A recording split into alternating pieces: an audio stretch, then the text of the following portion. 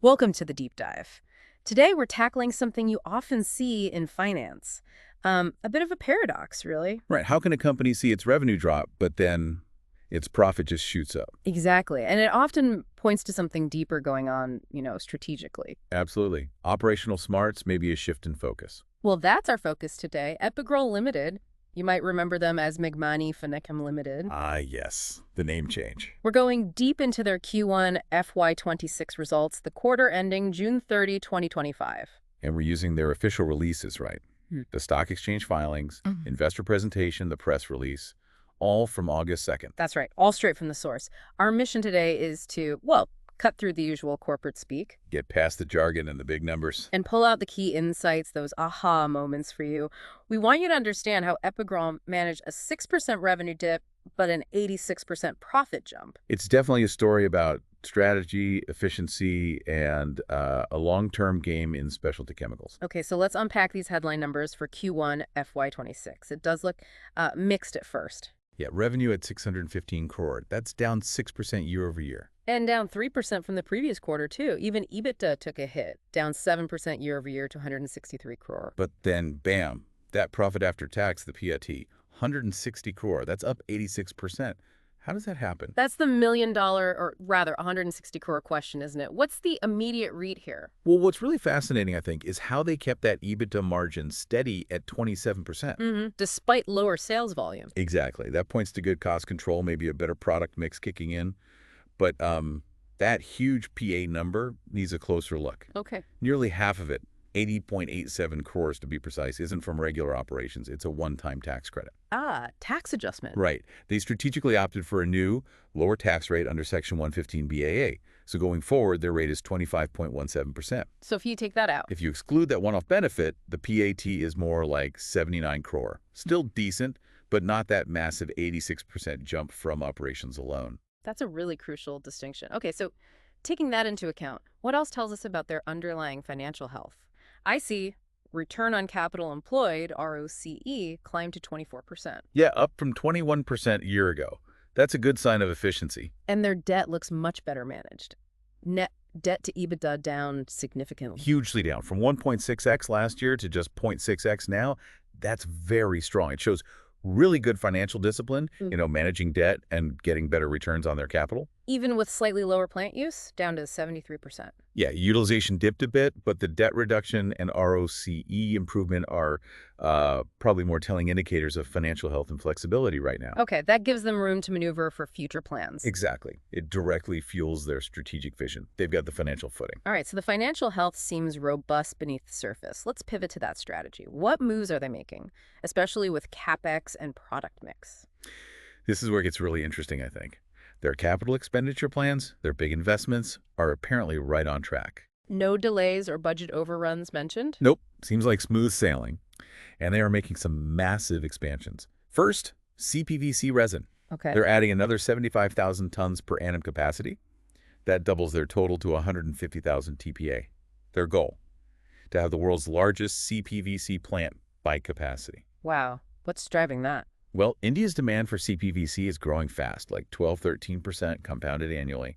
Plus, it uses more of their own chlorine internally. Makes sense. What else? Second big one is epichlorohydrin, or ECH. They're adding 50,000 TPA there, too, bringing the total to 100,000 TPA. Making them the largest in India for that, too. That's the plan. And this is really significant because Epigral was the first in India to make sustainable, bio-based ECH. Ah, the import substitution angle. Exactly. It was a 100% imported product before. This provides a domestic source, plus it uses their own chlorine, hydrogen, and caustic soda. Big integration benefits. And when are these coming online? Both are slated for commissioning in the first half of fiscal year 27, so not immediate, but on the horizon. Okay. Any other major projects? Yes. They're also expanding their captive power generation, a wind-solar hybrid plant, adding almost 20 milliW more capacity. That helps control energy costs. Right. And importantly, they just commissioned India's first chlorotoluenes value chain plant back in March. Chlorotoluenes. Yeah, these are key ingredients, intermediates, for making active ingredients in pharma and agrochemicals. And again, it consumes their own chlorine. So lots of integration, lots of focus on specific higher value chemicals. How does this all tie together strategically? It paints a very clear picture. Their revenue from the derivatives and specialty chemical side was already 50% this quarter. Half their business already. Right.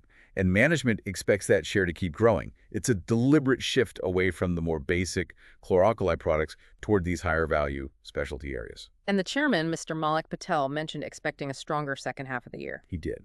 And he also talked about having land ready for future expansions and working on new chemistry projects. More import substitution. Seems like it. Focusing on products with double-digit demand growth where they can get good returns, good ROCE. So they're really positioning themselves as this highly integrated chemical player in India. Absolutely. That Dahej complex is key. Backward and forward integrated, highly automated. They stress being pioneers, first ECH plant, largest CPVC capacity. What are their main competitive strengths then, as they see it? It's that integrated portfolio, the Make in India import substitution angle, focusing on high-value products, being the sole ECH maker currently. Plus a diversified customer base across, I think, more than 16 industries. They also highlight their infrastructure, efficiency focus, brand, all that. It really sounds like a calculated move towards areas with better growth and margins while controlling their own inputs. Seems pretty crucial for the long run. Definitely a strategic pivot. But executing such big expansions always carries risks, doesn't it? Market changes, commissioning hiccups. True. Execution risk is always there with large CapEx. But their track record seems solid so far. Okay, so with these big moves underway, what's the longer-term vision? How are they aiming to grow and create value beyond these immediate projects? Right, looking further out. Their ambition is pretty clear. They want that derivatives and specialty segment to be around 70% of their total revenue by fiscal year 28. 70%. That's a major shift from even the current 50%. It is. Yeah. And they're banking on the overall market growth, too, which they see at about 10–13% CAGR for their addressable market over the next 5 years. So strong market tailwinds, hopefully. How are they planning to capture that growth specifically? Their strategy seems to rest on a few key pillars. First, as we discussed, the integration, scaling up existing products, adding new related ones. Okay. Second, targeting those high-growth sectors, especially where imports currently dominate, really pushing the Make in India angle. Makes sense. Third, and this is interesting, developing completely new value chains, expanding their chemistry know-how into new specialty areas. So not just deepening, but broadening their scope. Exactly. And fourth, constantly driving for efficiency and economies of scale to be a low-cost producer. Plus, they have a dedicated R&D center working on new molecules. It sounds like they're covering multiple bases for growth. What about the non-financial side, like ESG? Yeah, they do emphasize ESG. They talk about using the best tech for resource management, minimizing waste, and point to that bio-based ECH as proof of their sustainability focus. Right, the greener alternative. And they mention social responsibility, investing in employees, community work.